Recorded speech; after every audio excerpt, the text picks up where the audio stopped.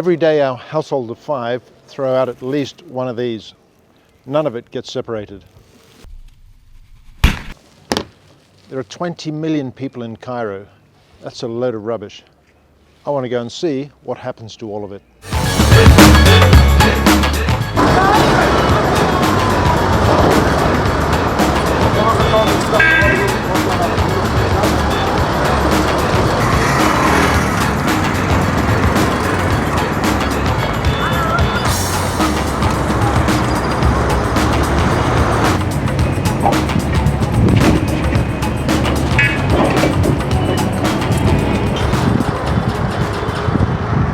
Hundreds of Cairo's garbage trucks enter through here every day, and some of these tough little guys as well.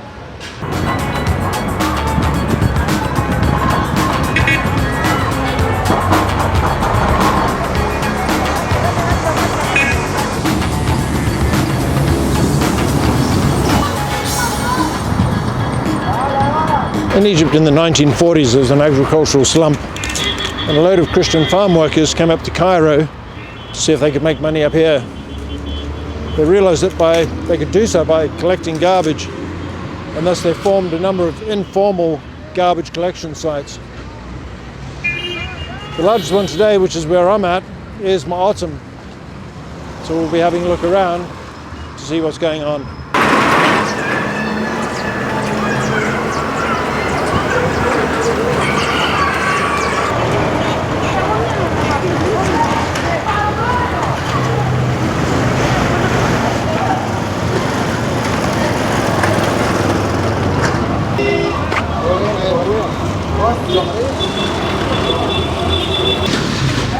So normally in your household in Europe, you separate your household waste. Your glass would go in one container, your plastics in another, paper and cardboard in another. The recycling rate in Europe from all this garbage that's collected is roughly around 40%, higher in some countries, lower in others. In Egypt, from the garbage that's collected into Garbage City here, the recycling rate is above 80%. Which is remarkable and just shows what can be done. Ismi Mustafa. What is the side of Mustafa? Ismi Philip. So I've hitched a ride on the top of one of these trucks. So we're now driving through one of the main streets of Garbage City, and on either side of us you can see residential and retail.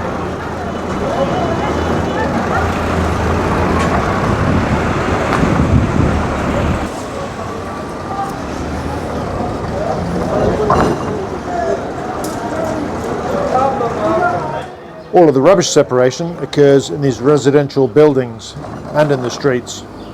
There are even recycling factories within the same buildings.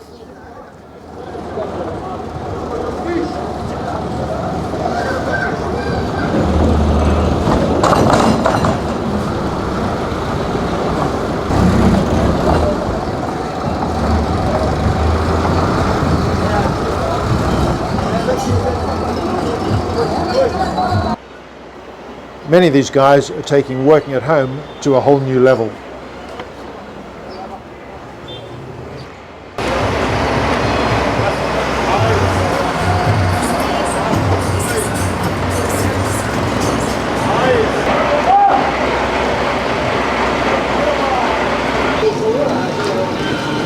So the traditional roles are that the men go out and collect the garbage, and then when they bring it home, families will help to sort it out. So here we can see one of the small businesses where plastic has been sorted by hand by Mr. Tawfiq. Ismi Philip. انت من اين بلد؟ انت نيوزيلندا. نيوزيلندا؟ sorry انا نيوزيلندا. ايوه. انا ساكن. صور يا حبيبي صور. انا ساكن في المقطم. ساكن في المقطم؟ ايوه. So all of these black bags get recycled. They go into a conveyor belt at this end of the building. They then go through a washing process, which you can see on this this machine in the background. Then it goes through to the shredder.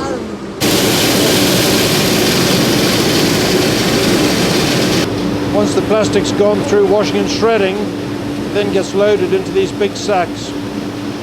And once it's dried, it looks like this finely cut up bits of plastic. Of course, all this black shredded plastic gets recycled and is made into more black plastic bags. Here's a hint for you. Don't put your sandwiches in them. So the rubbish comes in here in one form, and in this instance it's going back out as plastic pallets. I'm outside Ibrahim and Walid's factory where they take plastic waste and turn it into coat hangers. Let's go and check it out. So this is the plastic that these gentlemen melt down into this machine, where it's heated and rammed with this hydraulic ram that pushes it that way into the mold over here. Ibrahim will then take the clothes hangers out of the mold, trim them up, and then he'll trim them, put any of that slag back into that bucket, and that'll go back for recycling again.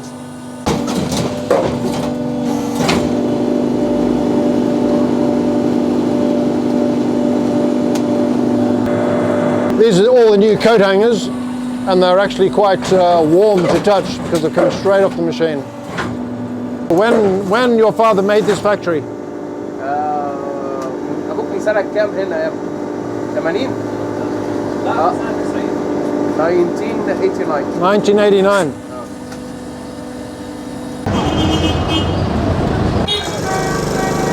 There you go, fresh coat hangers into a fashion store near you.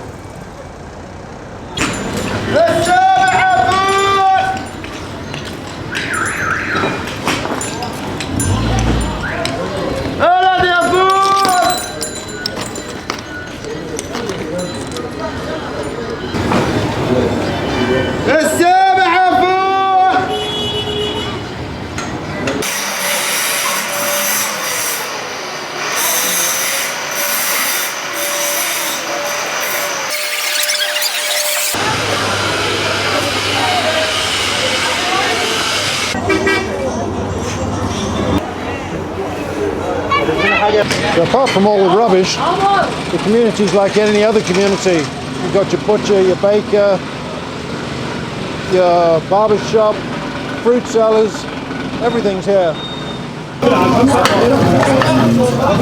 Hello. Rashid.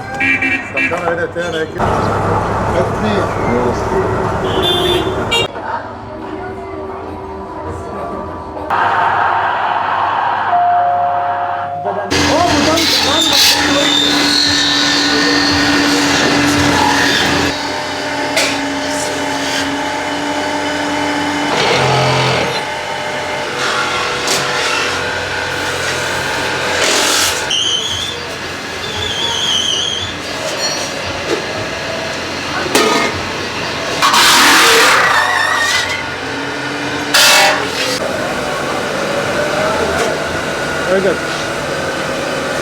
Right. So Ibrahim has kindly showed me around this factory where they make everything out of aluminium, all cooking utensils from aluminium. They're making for the local market and for export.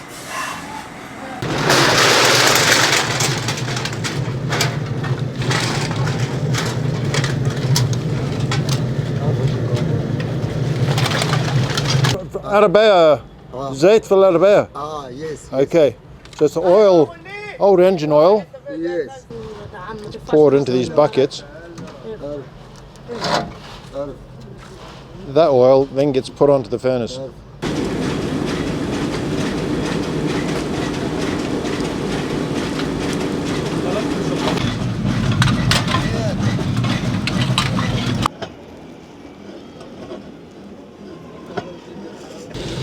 Cans are raked into the furnace.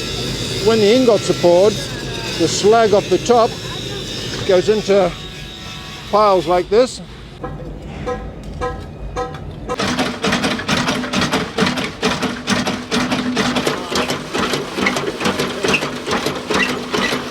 Into the sack and then back into the furnace. Every now and then this kiln explodes, and we just had one then. So some burn cream being applied.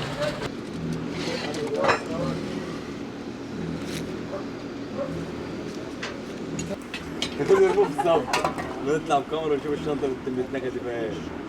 ايوه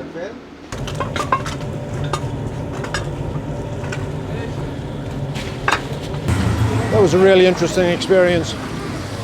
All of those Pepsi cans and Coke cans being reincarnated as aluminium ingots. So quite some hairy moments then. Every now and then the furnace would pop and send out hot bits of furnace, which caught one of the boys there on a couple of places. Clearly a hazardous job. Every now and then they tip used car oil into the furnace to help with the heat. I'm sure it doesn't help with the pollution.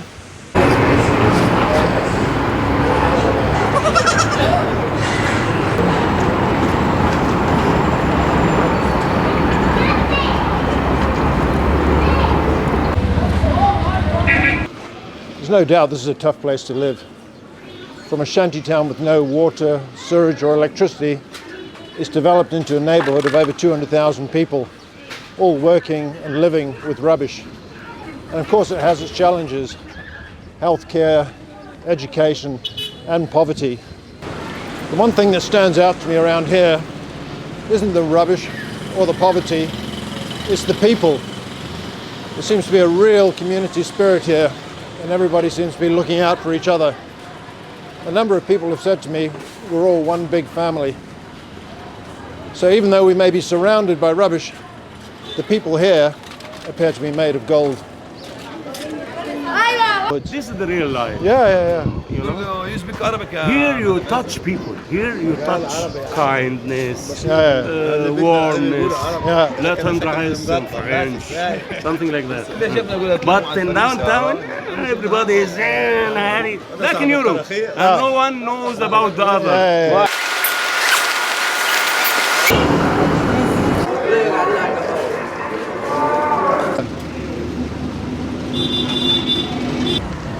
اسمك ايه؟ ابانو ابنوه؟ ابانو و شنودة؟ بس العربية نورت مع الراجل. Abzir? So I'm enjoying a ride on the back of Ibrahim's Vespa throughout Garbage City.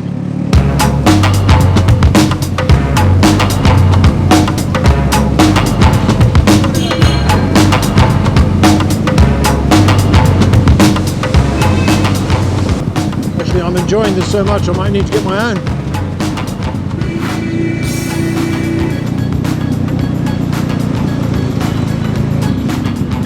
This has got to be the best way to get through Garbage City. Anyways, Ibrahim, I've had a fabulous day in Garbage City, and it couldn't have been finished off any better than having a ride out of there on a Vespa. Thank you, Ibrahim.